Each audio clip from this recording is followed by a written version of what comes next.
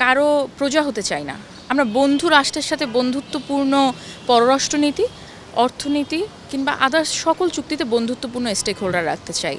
এবং একজন সাধারণ জনগণ হিসাবে এ প্রত্যাশা সবসময় থাকে যে কোনো চুক্তি যেন আমার দেশের ভালোর জন্য হয়। যে সরকারি আসুক তারা যেন বাংলাদেশের সাথে যে অমীমাংসিত ইস্যুগুলো, তিস্তা কিংবা অন্যান্য যে সকল অমীমাংসিত ইস্যু যেমন সীমান্ত হত্যা, এই ইস্যুগুলো যেন ভালোভাবে তারা দেখভাল করে।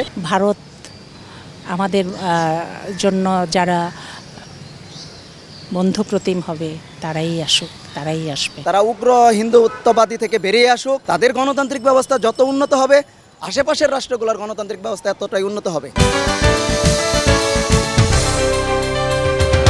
প্রিয় দর্শক, বাংলা ভিশনের নিয়মিত আয়োজন জনমতে স্বাগত জানাচ্ছি আমি নিয়াজ মাখদুম। আজকের জনমতের বিষয় হচ্ছে ভারতের 18তম লোকসভা নির্বাচন। এই নির্বাচন নিয়ে বাংলাদেশের সাধারণ মানুষ কি ভাবছেন সেই বিষয়টি আমরা আজকে জানার চেষ্টা করব।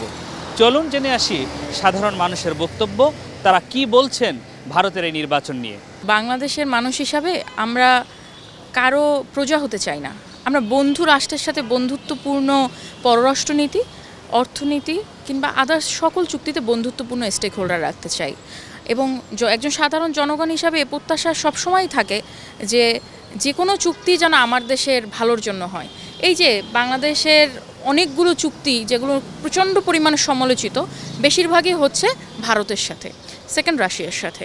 সো আমাদের প্রত্যাশা এটাই থাকবে যে রাজনৈতিক দলই ক্ষমতায় আসুক, তাদের বন্ধু রাষ্ট্রকে বন্ধু রাষ্ট্র হিসাবেই ট্রিট করা উচিত, নিজের প্রজা হিসাবে না। অসম্ভব শোষণ যদি এভাবে চলতে থাকে তাহলে আমাদের দেশেও বিভিন্ন ভারতীয় অফিসার্সরা, বিভিন্ন ভারতীয় মানুষ কাজ করছে এবং আমাদের দেশের মানুষরাও একটা বন্ধুত্বপূর্ণ সম্পর্ক আছে এবং আমরা সাংস্কৃতিকভাবে প্রচণ্ড যুক্ত এবং দেশের একটা বড় সংখ্যা বাঙালিদেরকে ধারণ করে, সেটা ভারতীয় কলকাতার বাঙালি। এই বন্ধুত্বপূর্ণ সম্পর্কটা সময়ের সাথে নষ্ট হয়ে যাবে। বাংলাদেশের কাছ থেকে শিখেছে ভারত। সো এই যে নির্বাচন প্রক্রিয়াকে, একটা জনতন্ত্রকে নিজের করে নেয়া, এটা তো এক প্রকারের ফ্যাসিজম। এই জিনিসটাকে কপি করছে পূর্ব পার্শ্ববর্তী দেশ থেকে, এটা আমাদের জন্য একটা এলিগেশন। এবং এ থেকে কেজরিওয়াল তার বক্তব্য দিয়ে এটা প্রমাণ করে আন্তর্জাতিক মিডিয়ার সামনে যে আমাদের গণতন্ত্র এখন কী পরিস্থিতিতে আছে। এবং এটা নিয়ে শুধু আমরা কনসার্ন না, এটা আন্তর্জাতিক মিডিয়াও কনসার্ন। আমরা চাই যেন যে সরকারি আসুক তারা যেন বাংলাদেশের সাথে যে অমীমাংসিত ইস্যুগুলো, তিস্তা কিংবা অন্যান্য যে সকল অমীমাংসিত ইস্যু যেমন সীমান্ত হত্যা, এই ইস্যুগুলো যেন ভালোভাবে তারা দেখভাল করে। কিন্তু আমাদের একটা আশঙ্কা হচ্ছে যদি বিগত সময়ের মতো এবারও যদি বিজেপি ক্ষমতায় আসে, এখন মতো আসবে কিনা শিওর জানি না, কিন্তু যতক্ষণে রেজাল্ট হবে ততক্ষণ আসতে পারে। কিন্তু সেক্ষেত্রে তারা যদি আসে, দেখা গেছে যে তারা এনআরসি এবং সিএ যে আইনটা যদি আবার বাস্তবায়ন করার যে অঙ্গীকার ছিল সেটা যদি করে, সেক্ষেত্রে দুই দেশের মধ্যে যে পারস্পরিক সম্পর্ক সেখানে আরও বেশি ব্যাঘাত করবে বলে আমরা মনে করি। তবে আমাদের প্রত্যাশা থাকবে যেই সরকার আসুক তাদের সাথে আমাদের কূটনৈতিক সম্পর্কটা ভালো থাকার চেষ্টা থাকবে এবং তারা যেন বাংলাদেশের যে ন্যায্য যে পাওনাগুলো সেগুলো যেন তারা সবসময় সেক্ষেত্রে পজিটিভ থাকে। একটা মানে সুষম বন্টনের একটা সম্পর্ক যেন থাকে, যে সম্পর্কটা হচ্ছে ন্যায্যতার ভিত্তিতে। ভারত আর আমরা অঙ্গাঙ্গিভাবেই জড়িত। আমাদের 71-এর মুক্তিযুদ্ধে ভারত আমাদের পাশে এসে দাঁড়িয়েছে, আমাদেরকে সহযোগিতা করেছে, এখনও প্রতি পদক্ষেপে আমাদের পাশে থেকে আমাদের সবসময় সর্বকাজেই সহযোগিতার হাত বাড়িয়ে দিচ্ছে।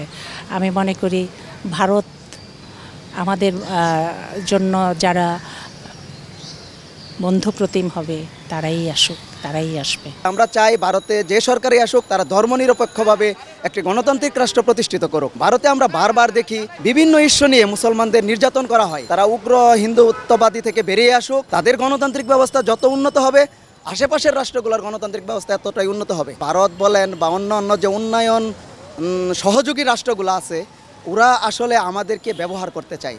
আমাদের থেকে বাণিজ্য সুবিধা বা বিভিন্ন সুবিধা নেওয়ার জন্য ওরা ওদের ক্যাপাসিটি বা ওদের পলিসিকে কাজে লাগায়। বাংলাদেশ আসলে উন্নয়নশীল রাষ্ট্র, বাংলাদেশের মতো দেশগুলোকে তারা শাসন করতে চায়, তাদেরকে আধিপত্য বিস্তার করে রাখতে চায়।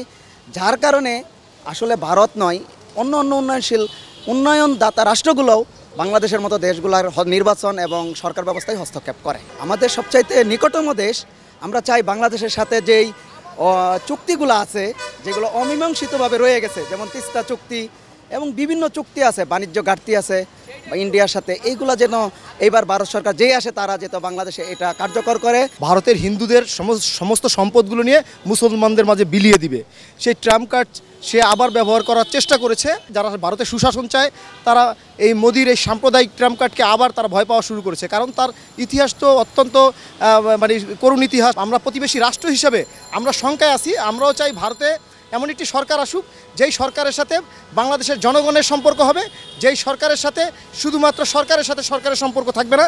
আমরা এরকম একটা সরকার চাই। আমরা সুশাসন এবং মানবাধিকার এবং ধর্মনিরপেক্ষ একটি পরিবেশ ভারতে বিরাজ করুক।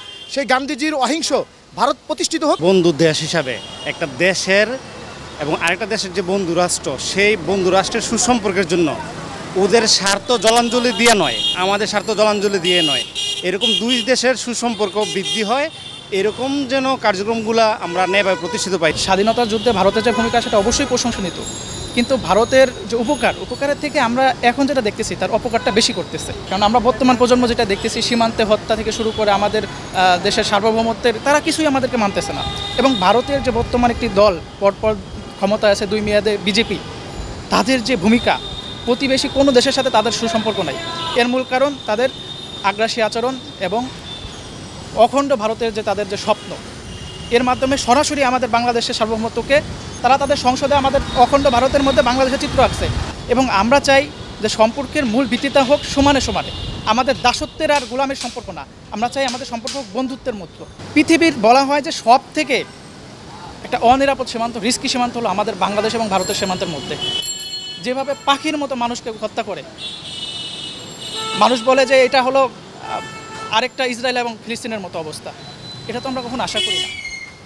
আমার বন্ধু রাষ্ট্র যারা আমাদেরকে সত্যিকারের স্বাধীনতায় যদি সহযোগিতা করে থাকে এবং সত্যিকারে তারা যদি চায় যে আমরা স্বাধীন সার্বভৌমত্ব দেশকে হিসেবে আমরা থাকি, তাহলে অবশ্যই তাদের আমাদের সার্বভৌমত্ব সম্মান করা উচিত এবং সীমান্ত হত্যা বন্ধ করা উচিত। প্রিয় দর্শক, এতক্ষণ শুনছিলেন বাংলা ভিশনের নিয়মিত আয়োজন জনমত। আজকের জনমতে সাধারণ মানুষ তাদের মতামত ব্যক্ত করেছেন। তারা বলছেন ভারত এবং বাংলাদেশের মধ্যে সীমান্ত এবং অমীমাংসিত তিস্তা ইস্যুসহ যেসব ইস্যু রয়েছে সেগুলোর দ্রুত সমাধান চায়। একই সাথে বাংলাদেশের অভ্যন্তরীণ বিষয় এবং এনআরসি সহ বেশ কিছু বিষয় নিয়েও আশঙ্কা প্রকাশ করেছেন তারা। এই ছিল আজকের জনমত। আগামীতে নতুন কোনো বিষয় নিয়ে আপনাদের সামনে উপস্থিত হব। সেই পর্যন্ত ভালো থাকুন, সুস্থ থাকুন। আল্লাহ হাফেজ।